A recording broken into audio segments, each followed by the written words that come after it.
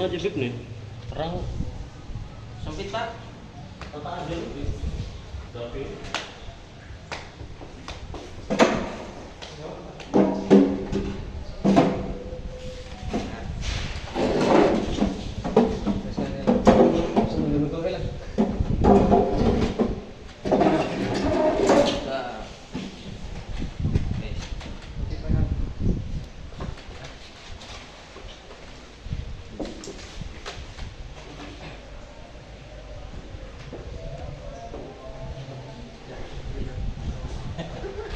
gimana? Bismillah, ini Pak, kami mahasiswa dari negeri, program studi pendidikan matematika. Saya sendiri Agung Pramana. Saya Faridul Pratama. Saya Jainal Al-Jufri. Dapat tugas dari mata kuliah filsafat pendidikan untuk wawancara guru mengenai implementasi aspek-aspek dari filsafat pendidikan dalam praktik di sekolah. Jadi mungkin nanti ada beberapa pertanyaan gitu. Kami berikan pembahasan selaku narasumber gitu. Ya, apa tanya mau cuma saya harus klarifikasi dulu di sini juga saya belum senior, jadi yang saya akan keluarkan dan akan saya jawab ya berdasarkan pengalaman saya selama mengajar.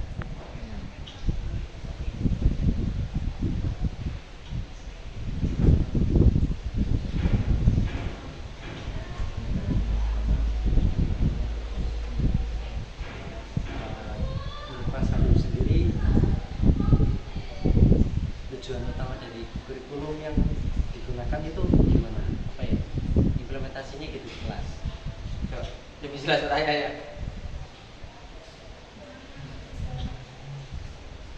Apa ya? Gimana cara Pak Sabib itu mengimplementasikan kurikulum yang sekarang itu di kelas? Kan sekarang mungkin ada beberapa yang menggunakan kurikulum merdeka ataupun sudah menuju deep learning gitu ya. Itu implementasinya sendiri gimana? Karena kan biasanya di kurikulum merdeka itu lebih berfokus ke siswanya aktif daripada gurunya sendiri yang menjelaskan. Baru di garis bawah dulu ya. Saya masih ingat betul pernyataan dari Pak Menteri Pendidikan. Deep learning itu bukan kurikulum, setahu saya. Deep learning itu metode mengajar. Kalau kurikulum itu kita masih pakai kurikulum merdeka.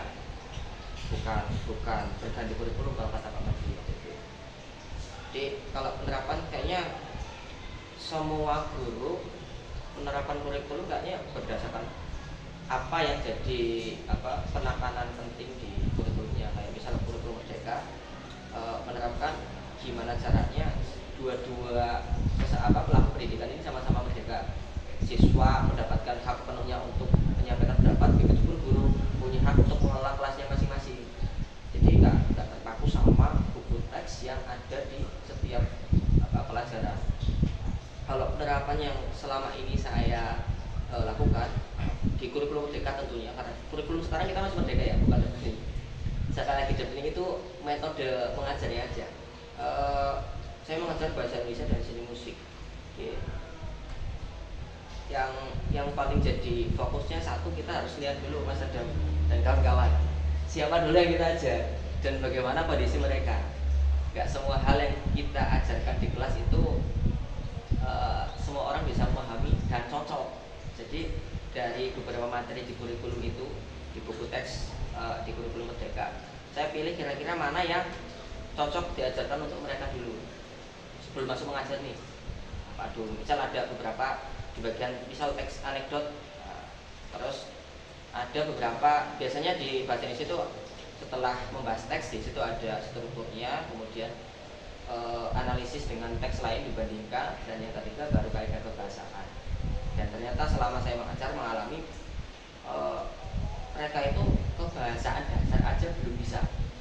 Kayak misal jenis kelas kata aja mereka masih belum paham mana membedakan kata benda umum, kata benda khusus, kata kerja, kata sifat, bahkan yang sekecil itu nggak bisa. Jadi saya nggak langsung masuk dalam teks yang disediakan di kurikulum. Saya mencoba memulai dari dasar lagi, khususnya di sekolah sekolah SMK. Dari satu pemahaman mereka tentang kelas kata, kemudian struktur kalimat, pemilihan kata, itu. Jadi saya di awal masuk masih tekankan itu dulu sebelum masuk ke dalam buku teks. Jadi kalau nggak seperti itu, kita sudah bahas hal yang lain, tapi hal dasarnya memang belum bisa, jadi kan nggak pas. Itu ya, jadi intinya begitu. Sebelum saya masuk, saya harus pastikan dulu mana yang cocok untuk mereka dan mana yang belum pas untuk dibahas. Kemudian ketika dalam pelaksanaannya, ya kalau kata Pak Menteri itu kan deep learning kan mengacu pada 3 hal, apa, mindful, meaningful, sama joyful. Ya saya mencoba menerapkan itu. Satu, yang jelas kita buat pembelajaran itu bermakna, yang artinya apa yang mereka pelajari, jadi mereka tahu ini fungsinya nanti buat saya apa nanti ke depannya. Kayak misal kita perlu belajar diksi, pemilihan kata yang tepat, fungsinya buat apa nanti ketika kita sudah terjun di dunia kerja, kita paham betul menggunakan kalimat yang benar itu seperti apa, berbicara dengan orang lain kira-kira kalimatnya yang pas gimana, itu kan perlu itu. Kemudian yang nggak kalah penting juga joyful, karena ya maksimal saya kira sepengalaman saya maksimal anak-anak untuk menerima pelajaran itu, menerima materi 20 menit itu sudah paling lama itu. Kalau nggak dibuat joyful, maksudnya metode pembelajaran yang menarik dan menyenangkan, pasti mereka akan bahasa kasarnya nggak masuk. Mau ngomong apapun, mau sebagus apapun nggak akan masuk di kepala mereka. Makanya kita perlu bagaimana mengatur metode mengajar kita dengan yang sudah disediakan di teori-teori, kayak misal menggunakan games atau dengan kuis. Mereka lebih suka yang seperti itu daripada harus mendengarkan ceramah yang berkepanjangan. Nah, tadi saya bilang 20 menit itu udah mentok mereka untuk menerima materi selama saya ajar dan selama saya. Ya, itu. Kemudian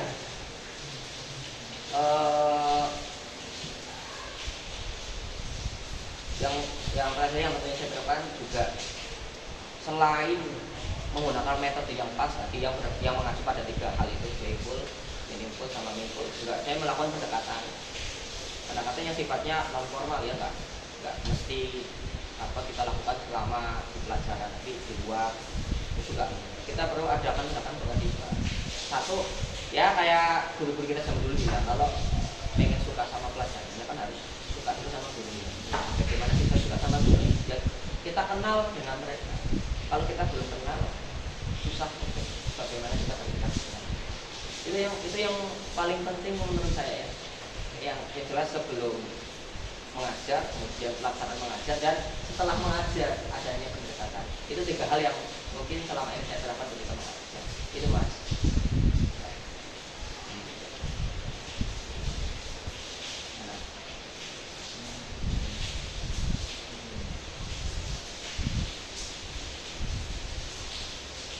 Kalau Mas Abdul itu di kelas lebih seringnya nekenin ke siswa aktif itu mungkin diskusi ataupun disuruh bikin project dan sebagainya, atau nekenin lebih ke Mas Abdul yang aktif?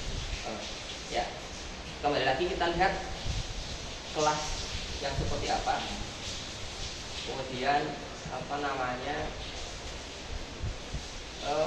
ya pokoknya saya lihat dari satu kelasnya dulu gimana. Kalau di sekolah kita kan kita bagi ada beberapa grade yang unggul, kelas A, kelas B yang menengah, sama yang masih dalam bimbingan lah bahasanya. Tergantung kelasnya Mas. Jadi kalau misal saya ada di kelas yang unggulan, ya saya pasti akan mencoba timbal balik ada interaksi di dalam kelas. Ya, tapi yang jelas yang paling utama satu, saya pernah merasakan betul dari visual gimana. Kalau diajar guru belum ada ceramahnya, saya nggak belajar rasanya. Jadi pasti saya awali dengan metode ceramah dulu. Ya, tapi nggak semena-mena tentang cuma sekedar saya ngomong aja. Saya awali dari hal yang tidak membosankan dulu. Ya, saya buka dengan intermezzo supaya memancing siswa kayaknya nanti kita mau belajar ini loh, kita bahas itu. Kemudian ceramah tadi yang saya terapkan itu. Setelah ceramah, kemudian yang kedua baru kita adakan interaksi. Saya sering buat, kadang ada buat games itu ada kotak banyak itu isinya pertanyaan-pertanyaan semua. Ya, nanti saya buka giliran siapa aja yang minggu ini yang dapat. Ya, di situ ada pertanyaan, kemudian mereka suruh menjawab. Kalau tidak bisa menjawab, kita selesaikan bareng-bareng. Itu nggak lama banget, tapi minimal memancing mereka untuk bagaimana bisa berbicara di depan.